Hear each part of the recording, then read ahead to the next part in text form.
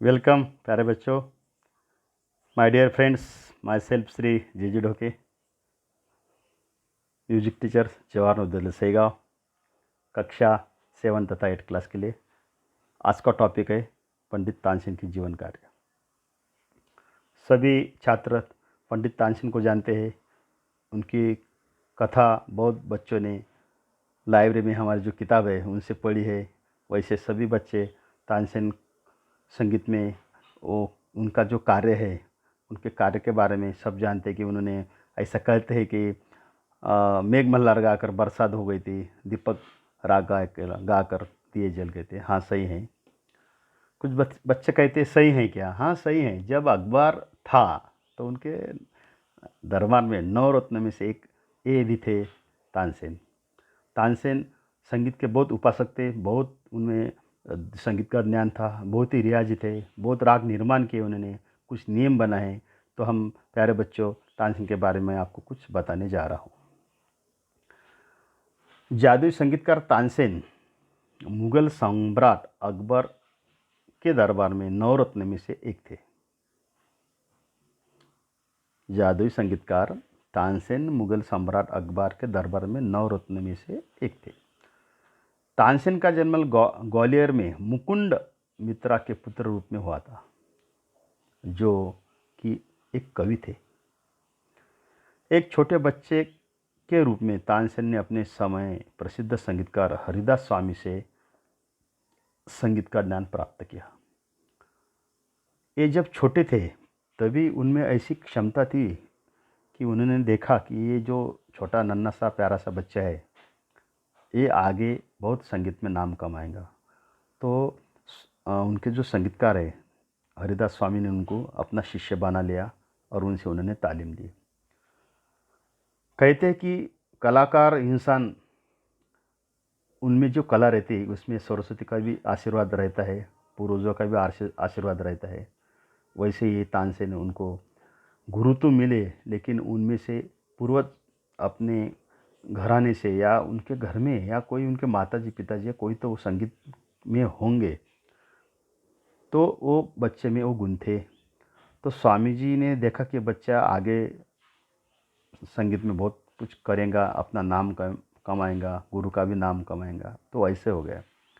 उन्होंने पूरा संगीत का ज्ञान संगीतकार हरिदास स्वामी जी से संगीत का ज्ञान प्राप्त किया। प्यारे बच्चों, तानसेन ने पहले मेवाड़ के राजा थे रामचंद्र। मेवाड़ के राजा रामचंद्र और फिर सम्राट अकबर के यहाँ एक दरबारी संगीतकार के रूप में उन्होंने कार्य किया। वो पता चला उनको कि राजा रामचंद्र के इसमें एक गवैया गायक है, तो उन्होंने देखा। तो अकबर ने उन्हें अपने दरबार में एक संगीतकार के रूप में कार्य करने के लिए कहा। तानसेन को सम्राट अकबर द्वारा मियाँ का खिताब दिया गया था। उनको एक किताब मिला, पुरस्कार जो कहते ना, और बाद में उन्हें मियाँ तानसेन के रूप में जाने लगा। बाद में उन्हें मियाँ तानसेन के रूप में जाना जाने लगा। हालांकि एक हिंदू परिवार में पैदा हुए तानसेन बाद में इस्लाम धर्म का अंगीकार कर दिया। पहले वो हिंदू थे। उनको 4 लड़कियां थी। उनके हिंदू के नाम थे। शायद एक लड़के का नाम सरस्वती भी रखा था उन्होंने। इन्होंने इस्लाम धर्म को अंगीकार कर लिया था।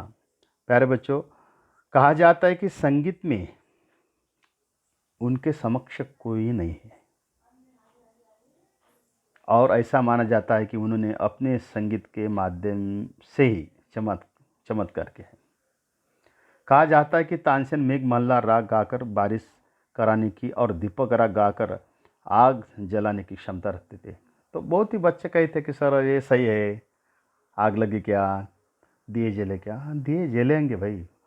वो एक संगीतकार थे, लेकिन एक वो अजूबा कहेंगे अपन। उनको सरस्वती प्रसन्न थी। हम तो कहेंगे संगीत जितने भी अध्यापक है या जो भी संगीत के उपासक है, वो तो ही जानते कि वो एक अजूबा थे संगीत में। वो एक महान गायक थे। उन्होंने बहुत राग की निर्मित की ही, मैं आगे बताऊंगा। और वो कुछ संगीत के नियम भी उन्होंने बनाए। और आज वही संगीत पूरे जगत में हम लोग गा रहे हैं, आपको बता रहे हैं। कहा जाता है कि तानसेन मेघ मल्हार और राग राग गाकर बारिश कराने की और दीपक राग गाकर आग जलाने की क्षमता रखते थे। तानसेन कई रागों जैसे दरबारी कानड़ा एक राग है, मियाँ की तोड़ी, खुद बनाए उन्होंने ये राग, पूरे नियम बनाए, उसके बंदिश बनाई, उसके छोटा ख्याल, बड़ा ख्याल,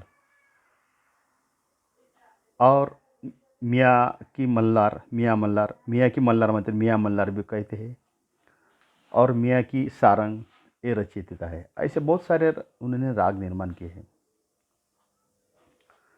माना जाता है कि गायन की प्रसिद्धि ध्रुपद शैली तानसेन और उनके गुरु स्वामी हरिदास ने शुरू की है। प्यारे बच्चों, शास्त्रीय संगीत में छोटा ख्याल बड़ा ख्याल रहता है। पहले क्या करते हैं, शास्त्रीय संगीत में जो भी राग है उसका स्वर विस्तार करते हैं बड़े पंडित गायक लोग, फिर बंदिश बड़ा ख्याल गाते हैं, बाद में छोटा ख्याल, उसकी बंदिश, बंदिश को चीज़ बोलेंगे अपन, छोटा ख्याल कहेंगे, गीत भी कहते हैं, तराना गाते हैं। उसके बाद एक संगीत में ठुमरी, टप्पा एक ध्रुपद शैली है।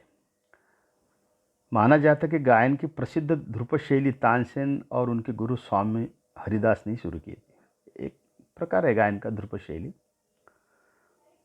अभी बहुत जहाँ संगीत सम्मेलन होते हैं तो वहाँ ये गाने को सुनने को मिलता है, उसका नाम है ध्रुपद शैली।